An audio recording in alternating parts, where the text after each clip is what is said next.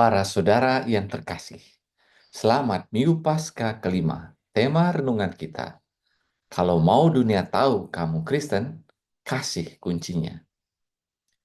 Para saudara yang terkasih, pernah nggak sih kita merasa, saya ini sudah ke gereja, sudah pelayanan, sudah doa, tapi kenapa hidup rasanya berat?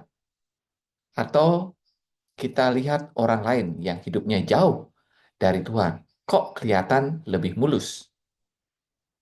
Nah, di bacaan pertama dari Kisah Para Rasul, kita dengar cerita Paulus dan Barnabas. Mereka ini luar biasa loh, mewartakan Injil kemana-mana. Tapi hidup mereka bukannya makin mudah. Justru mereka bilang, kita harus mengalami banyak sengsara untuk masuk ke dalam kerajaan Allah. Berat, iya, tapi inilah realita. Mengikuti Yesus bukan jaminan bebas masalah, tapi jaminan bahwa kita tidak jalan sendirian. Dan yang paling penting, kita tahu kemana arah hidup kita. Para saudara yang terkasih, sekarang mari kita lihat Injil. Yesus tahu waktunya tinggal sebentar.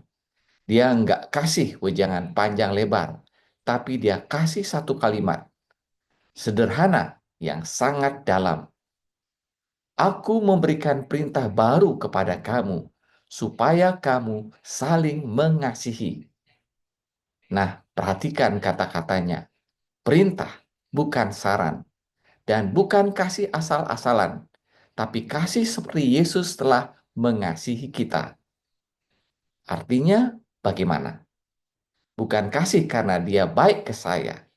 Bukan kasih karena dia sepaham. Tapi kasih yang tetap mengasihi, walau sulit, walau berbeda, bahkan walau disakiti. Lalu Yesus lanjut, dengan demikian semua orang akan tahu bahwa kamu adalah muridku. Jadi, kalau kita tanya, bagaimana orang bisa tahu saya ini Kristen? Jawabannya bukan dari salib di leher, bukan dari keaktifan di gereja, tapi dari cara kita mengasihi. Para saudara yang terkasih, pertanyaannya sekarang, apakah kasih kita itu kelihatan? Atau masih hanya teori? Apakah di rumah kita sabar dan penuh kasih pada pasangan, anak, atau orang tua?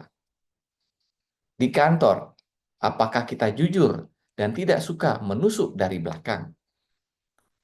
Di medsos, apakah kita menyebarkan damai atau malah menyebarkan hoax dan caci maki? Yesus tidak butuh pengikut yang sekedar taat aturan. Ia butuh pengikut yang hidupnya mencerminkan kasih. Kasih itulah yang akan menarik orang lain mendekat kepada Tuhan.